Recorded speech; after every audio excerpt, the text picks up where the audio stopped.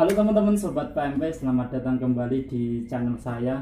Nah, pada video kali ini saya dengan Mas Eko akan membahas soal bagaimana caranya menetaskan telur bebek. Karena ini ada perbedaan dengan telur ayam yang jelas. Nah, untuk bisa menjawab pertanyaan-pertanyaan dari para viewer saya, kali ini saya sengaja berguru ke daerah sentra penetasan bebek ya, di daerah Dukuh Seti. Okay. Ya, kalau saya yang menjawab nanti kan tidak profesional. Makanya saya datang langsung, saya berguru untuk mengetahui bagaimana atau istilahnya caranya untuk menetaskan telur bebek. Nah, ini narasumber kita adalah Mas Eko ya. Ini selain sebagai pelaku juga sebagai produsen mesin tetas ya. Meskipun sekarang ini kita sedang berada di tempat Pak Udi ya. Ini adalah ruangan untuk penetasan telur bebek. Ini masih menggunakan mesin manual ya, karena memang beliau sudah kurang lebih 10 tahun lebih ya menggeluti bidang ini ya. Meskipun menggunakan mesin manual, beliau sudah sangat profesional, bahkan tidak perlu lagi menggunakan alat pengukur suhu, hanya menggunakan jari-jarinya saja sudah mengetahui ini sudah terlalu panas atau terlalu dingin, jadi pakai feeling ya. Tapi buat para teman-teman yang masih pemula ya, tentu sering menanyakan adalah settingan ya untuk proses penetasan telur bebek, baik itu settingan suhu maupun settingan kelembapan. Nah, ini monggo Mas Eka untuk dijelaskan pada teman-teman semua perbedaannya apa, kemudian settingannya bagaimana yang membedakan antara telur ayam, bagaimana kita menetaskan telur ayam dan telur bebek. Nah, ini monggo Mas. Ya, sebelumnya ini sharing ya. Artinya pendapat itu bukan 100% mutlak benar. Iya. Ini berdasarkan pengalaman yang ada di sini ya. Pengalaman yang ada di sini, kemudian apa yang sudah diterapkan di sini, bagaimana hasilnya. Oke, tadi dibahas soal mesin tetas yang manual di pengaturan suhu sama kelembabannya.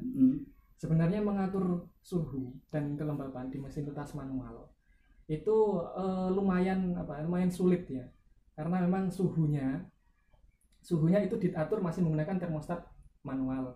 Nah, tentunya untuk teman-teman yang baru belajar di dunia penetasan, ini pun harus bisa menemukan titik yang pas di mana suhu 38 derajat gitu.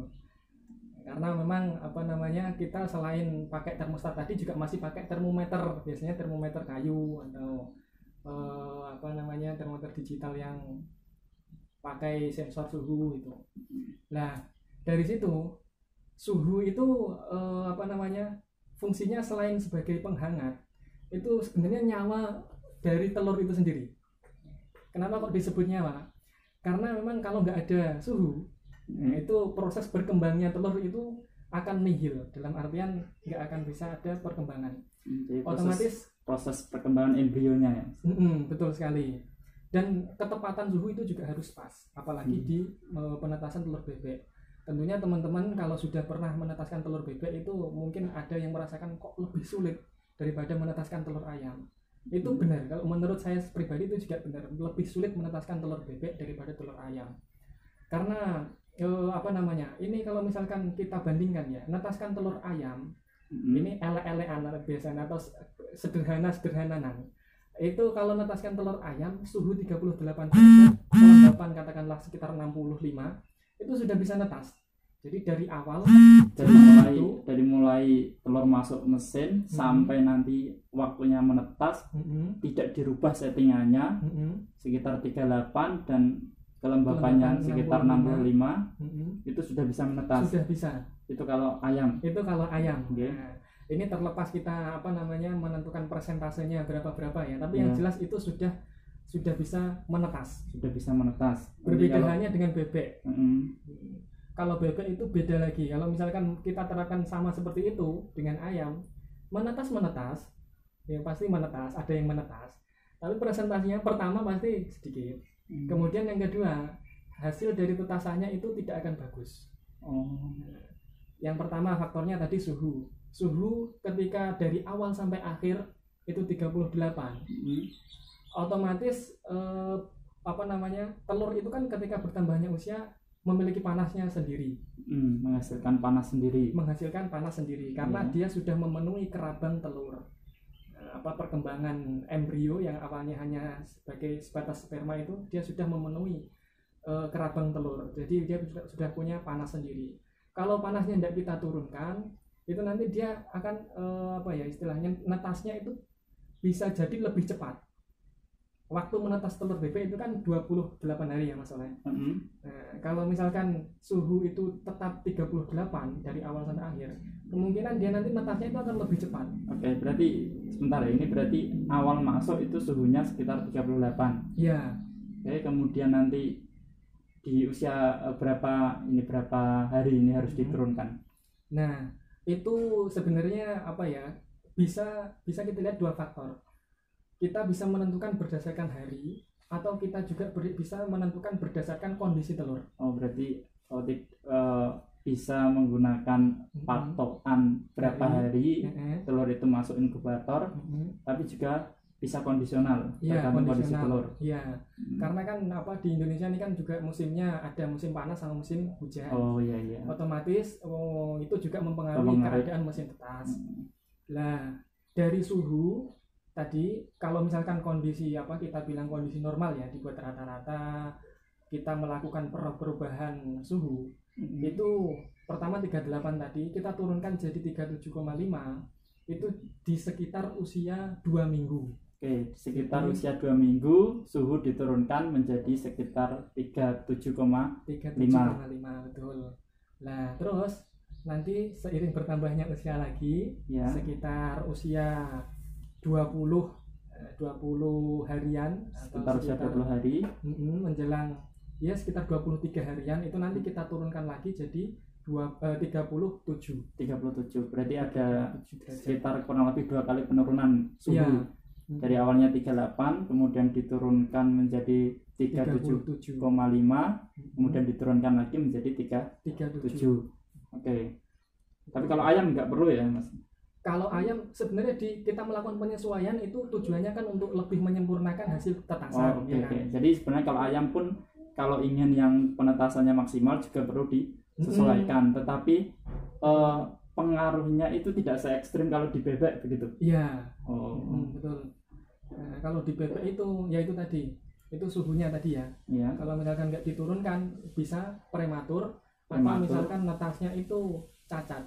Berarti kalau suhunya terlalu tinggi dari awal sampai akhir itu potensi penetasannya itu menetasnya itu nanti potensinya adalah prematur atau mungkin cacat ya. Iya. Oke, itu kalau dari suhu. Kemudian kalau dari kelembapan? Kalau dari kelembapannya itu Mas Oleh, kelembapan itu berlawanan tadi ya. Berlawanan dengan suhu. Kalau suhu itu dari awal sampai akhir nanti itu diturunkan secara perlahan. Kalau kelembapan itu justru dinaikkan.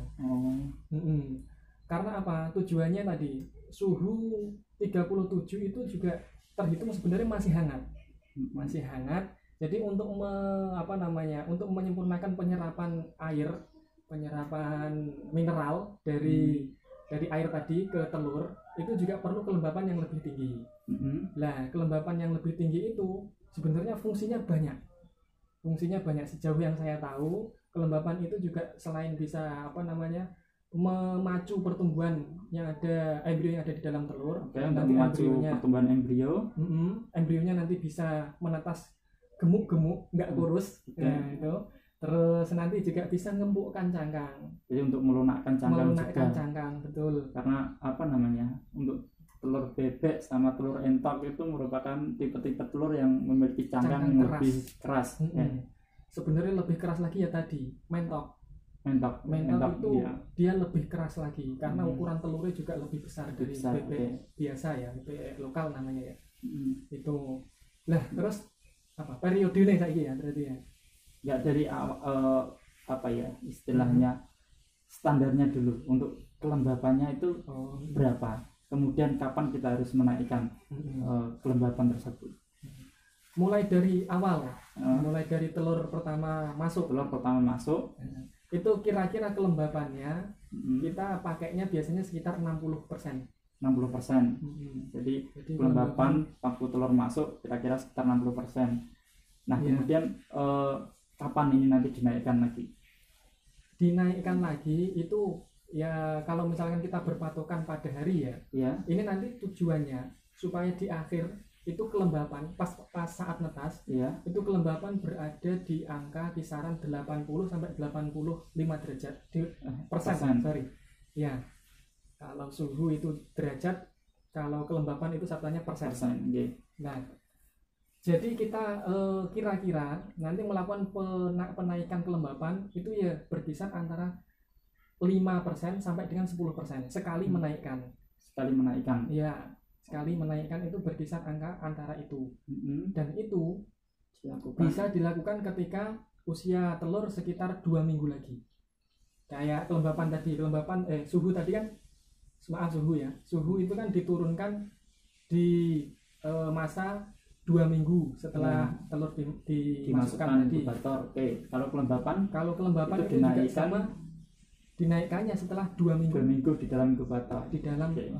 Berarti ketika telur masuk itu kelembapan dibuat sekitar 60%, 60 sampai 65. 60 sampai 65 artinya tidak terus fix ya. Itu hanya kisaran saja, sekitar 60 sampai 65%. Kemudian setelah 2 minggu kelembapan dinaikkan menjadi sekitar 65 sampai 75%. Sampai 75%. Di usia 2 minggu. Di usia 2 minggu sekitar 75%. Ya. Kemudian kalau sudah 2 minggu itu kan juga kita bisa lihat ya, nanti kita kan kalau di mesin manual semacam ini ini kan kita terus melakukan pemantauan setiap hari, bahkan 4 jam sekali itu kita melakukan pembalikan, otomatis kita langsung berkontak dengan telur. Kita bisa merasakan kapan telur ini kira-kira kering ya kan, kapan kira-kira telur ini sudah mulai membutuhkan penyemprotan. Ini kalau misalkan dia cirinya sudah kering tadi ya, kemudian alat ukur kelembapan semacam ini di sini sudah kita dapati misalkan sudah menurun di bawah target yang kita tentukan, baru nanti bisa dilakukan penyemprotan lagi. Dan itu sekitar menaikkan kelembapannya itu sekitar 5 sampai 10% tadi. Oke, kemudian setelah usia di inkubator itu sekitar 14 hari. Kemudian dinaikkan lagi itu pada usia di dalam inkubator berapa hari, Mas? Sekitar 20 hari. Sekitar 20 hari nanti dinaikkan lagi. Atau kondisional tadi ya, melihat kondisi telur ya. Artinya ini hanya teoritis, tapi sebenarnya untuk prakteknya itu sesuai dengan kondisi yang ada di inkubator.